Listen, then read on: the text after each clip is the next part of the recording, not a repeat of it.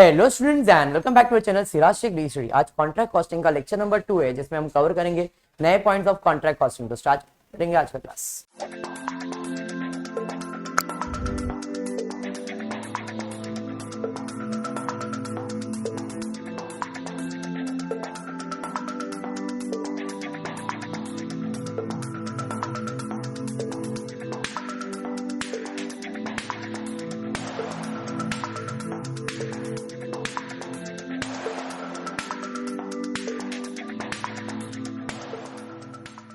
Question दिया है, aircraft builder undertook a contract for a contract price of rupees 60 lakhs and commenced the work on 1st July 2013. The following particulars available for 9 months 31st of March 2014. जुलाई को हमने contract हाथ में लिया है और 9 months का कैलकुलेशन दिया है। जुलाई, अगस्त, सितंबर, अक्टूबर, नवंबर, दिसंबर, जैन, फेब, मार्च, 9 मंथ्स का है। तो जो कॉन्ट्रैक्ट बनने वाला है वो 9 मंथ्स के लिए बनेगा। क्लियर? आगे बढ़ते। आगे दिया है, पहले एडजस्टमेंट देख लेता हूं क्या क्या दिया, फिर बाद में ऊपर जो है उसका खाली पोस्टिंग है। Outstanding wages and direct expenses were 10,000 and 20,000 इज्जत से। वेजेस के ऊपर एडजस्टमेंट देखो, क्वेश्चन में वेजेस दिया है क्या? क्वेश्चन में वेजेस दिया है, हाँ जी, वेजेस फीड दिया 19 लाख।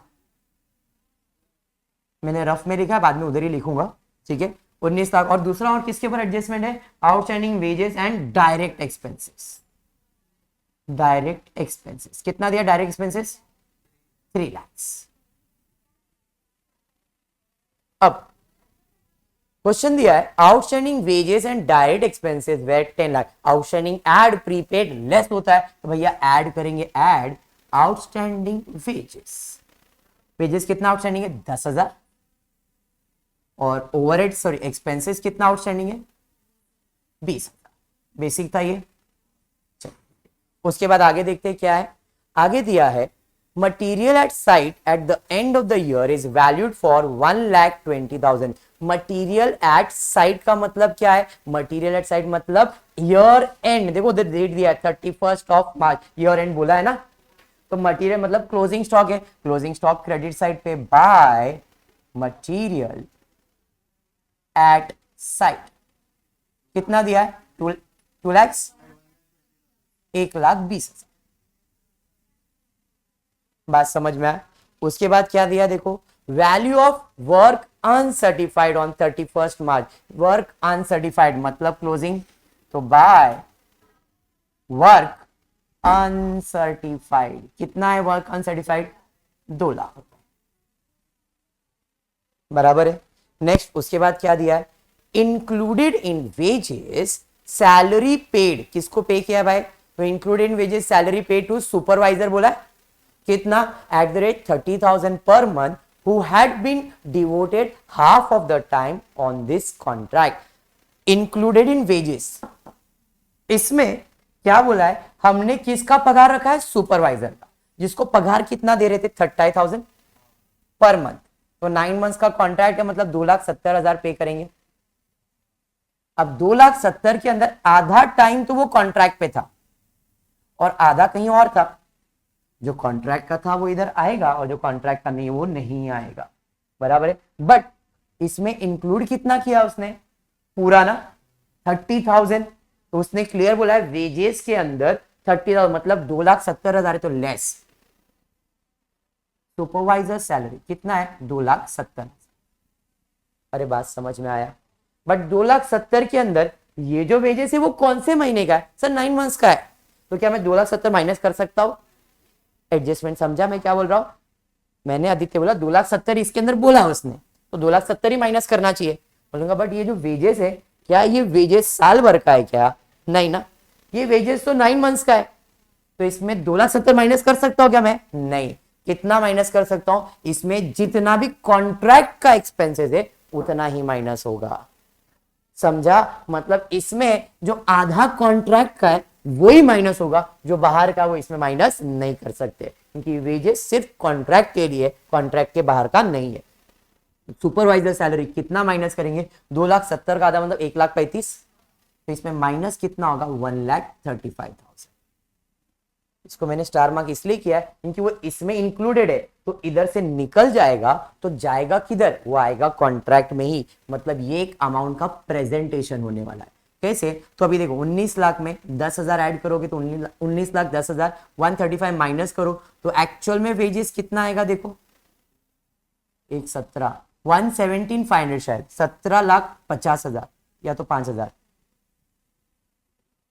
35 है ना, 35 45 हो गया, 45 हो गया 75, चलो ठीक है 17,75,000। तो वेजेस 19 लाख नहीं दिखाएंगे, वेजेस दिखाएंगे 17,75,000 और सुपरवाइजर का सैलरी कितना दिखाएंगे 1,35,000। बात समझ में आया क्या? कॉन्ट्रैक्ट का जो है वो इसके अंदर था ना, तो वो हमने निकाल दिया, तो निकाल के कॉन्ट्रैक्ट में ही दिखाना है। तो यहां पे जब मैं वेजेस दिखाऊंगा तो दो वेजेस दिखाऊंगा, टू वेजेस कितना 17,75,000 टू सुपरवाइजर सैलरी कितना 1,35,000। ऐड करके चेक करो कितना आ रहा है, ऐड करो 19,10,000, 19,10,000 आएगा। टोटल अपना वेजेस 19,10,000 था ना, समझ में आया, अंडरस्टूड, क्योंकि वो ऑलरेडी इसके अंदर इंक्लूडेड है। नेक्स्ट उसके बाद क्या था भाई, और work life of a plant is estimated to be 5 years at the end of which estimated to realise at 50,000, मतलब स्क्रैप वैल्यू दिया है। स्क्रैप वैल्यू कितना दिया है 50,000, आपके बुक में चेक करना 50 के पास जो भी है। The plant was purchase exclusive for contract only, हमने कोई प्लांट वगैरह परचेज किया था, मतलब और कोई एडजस्टमेंट है क्या, नहीं, मतलब सीधा सीधा पोस्टिंग करेंगे, एक एक करके स्टार्ट करते। सबसे पहला क्या है, मटीरियल इशूड फ्रॉम स्टोर, मतलब स्टोर से हमारे पास आया, टू मटीरियल कितना है भाई 4 लाख डायरेक्टली आउटर कॉलम में। उसके बाद क्या मिल रहा है भाई साहब को, मटीरियल ब्रॉड डायरेक्टली, हमें डायरेक्टली लाया, वो भी कॉन्ट्रैक्ट में आया, टू मटीरियल परचेज कितना है मटीरियल परचेज 20,50,000।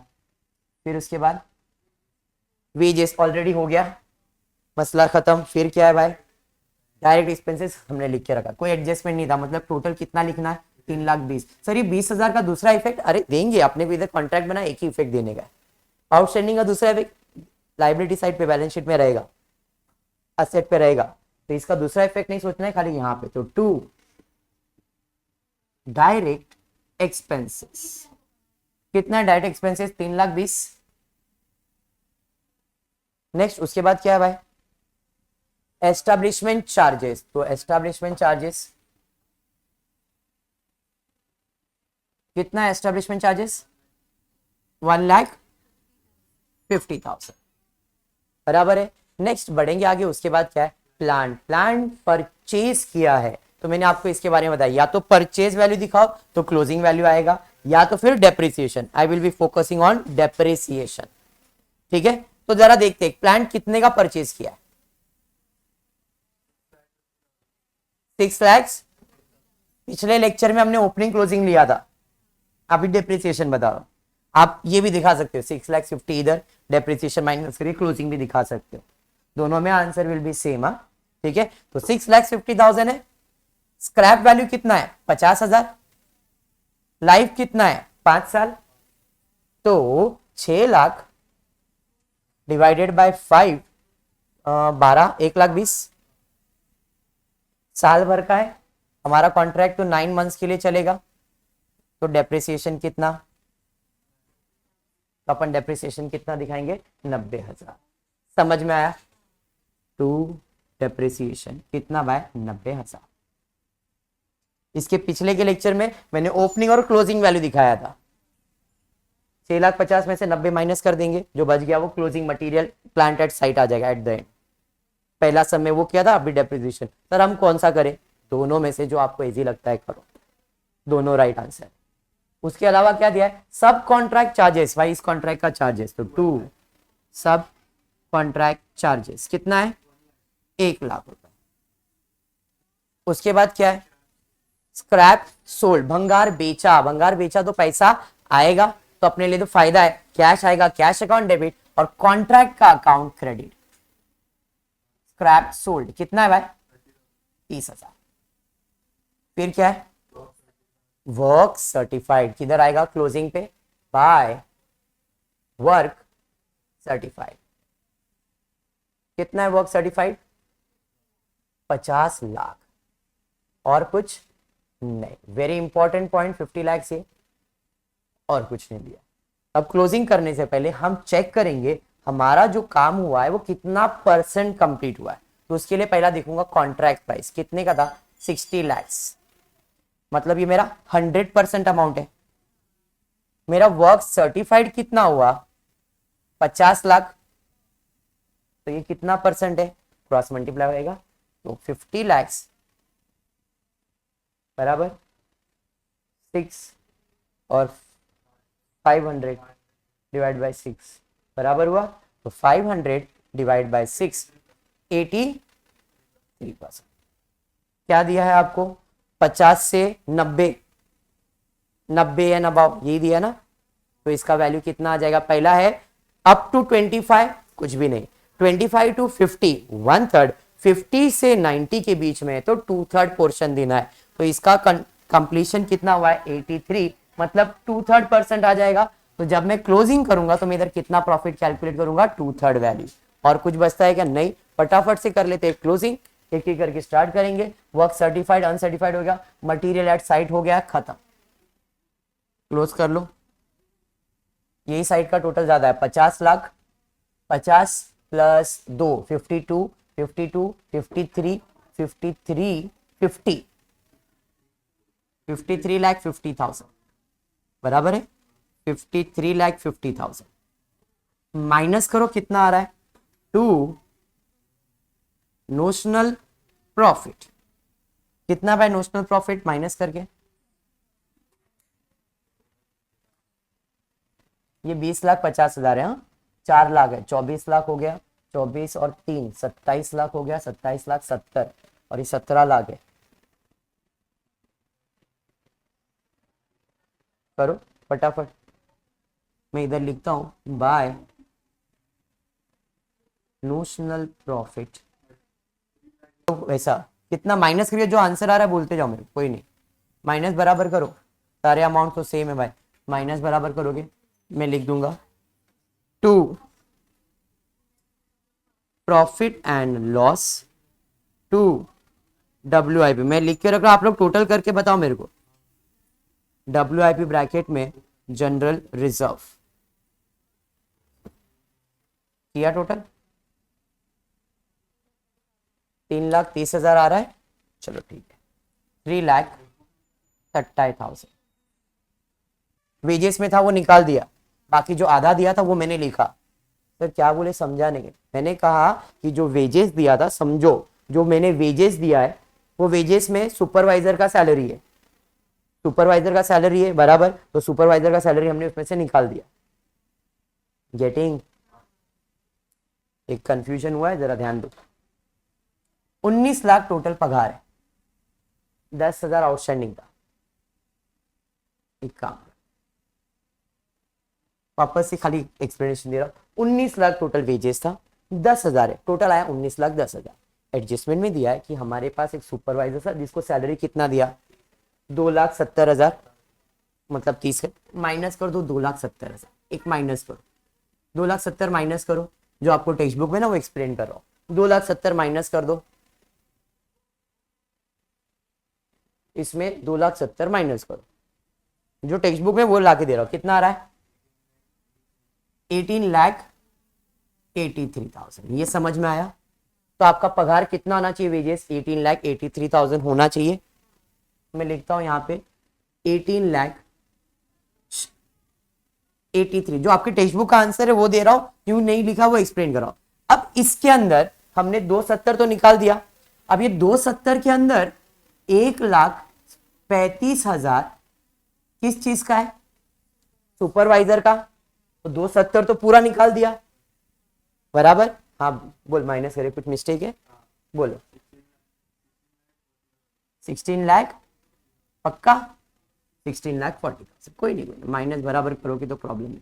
16,40,000 अभी भी मिस्टेक? मेरे को करना पड़ेगा क्या? 19,10,000 में 10 चला गया, अरे इधर तो 60 बच गया, तो 40 बराबर है, 40 बराबर है 19,10,000। भाई ला कैलकुलेटर, बराबर है 16 लाख बेटा, बराबर है 19 लाख प्लस 10,000, 19,10,000 माइनस 2,70,000 बराबर है। तो आपका पगार कितना हुआ? 16,40,000 हुआ। बेसिक समझ में आया? अब ये 270 में एक तो हमारा है ना, तो हम इधर एक ऐड करेंगे 135। अब देखो करके, पहले कितना लिखा था? 17,75,000 लिखा था जो आपके टेक्स्ट बुक में लिखा है, और इसलिए वो लोग ने इसको नहीं, जब आप इसको ऐड करते हो तो कितना होता है? 17,75,000 होता है। तो उन लोग ने वेजेस इसके अंदर ऐड करके रखा है, तो माइनस कितना किया है? 2,70,000। हमने सिर्फ 135 माइनस किया था जो बाहर वाले का है, तो हमने अलग से प्रेजेंट किया था। आप इसको ऐड करो, आप देखो इधर 4,65,000 आएगा, करके देखो 135 हो गया ना, माइनस करके चेक कर लो, 4,65,000 आएगा। हमने जो पहले किया था ना 17,75,000, वो 17,75,000 के अंदर कैसा था? 19,10,000 और एक 75 माइनस किया था, बाहर वाले का ही माइनस किया था, तो कितना आया था? 17,75,000। तो उसके अंदर अंदर वाले का इंक्लूडेड है, इसलिए मैंने उसको ऐड कर दिया था, बट कि वो नहीं आना चाहिए था, क्योंकि उसने बोला था ना इसके अंदर इंक्लूडेड है। तो अपने को कितना निकालना है? 135 निकालना है बाहर वाले का, तो अंदर वाले का ऑलरेडी इसके अंदर इंक्लूड, तो 17,75,000 ही लिखना है जो टेक्स्ट बुक में लिखा था। और मेरे हिसाब से 135 अलग आना चाहिए था, तो उसका अमाउंट, वेजेस का अमाउंट ये आना चाहिए, क्योंकि 270 निकलेगा, फिर उसमें से पूरा निकाल दिया और फिर जो अंदर वाले का उसको ऐड कर दिया। समझ में आया? चलिए 465 आ गया, 4,65,000 डन। समझा ये? अब 4,65,000 में कितना प्रॉफिट देने का? 2/3। कैश रिसीव नहीं दिया है ना?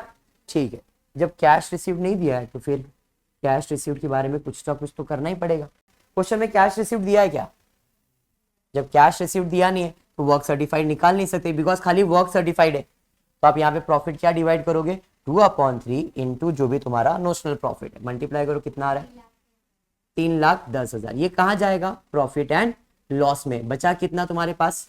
वो जाएगा जनरल रिजर्व, जिसे आप कहते हो WIP।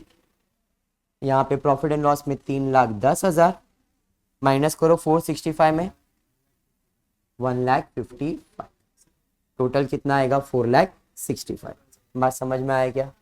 डन, समझा? तो ये कॉन्ट्रैक्ट में इतना ही है। नेक्स्ट लेक्चर में इसके आगे के सम्स करेंगे। होपफुली आपको वीडियो पसंद आएगा, तो प्लीज वीडियो को लाइक कर देना, फ्रेंड्स ग्रुप में शेयर करना, चैनल को सब्सक्राइब करना। Thank you for watching the video.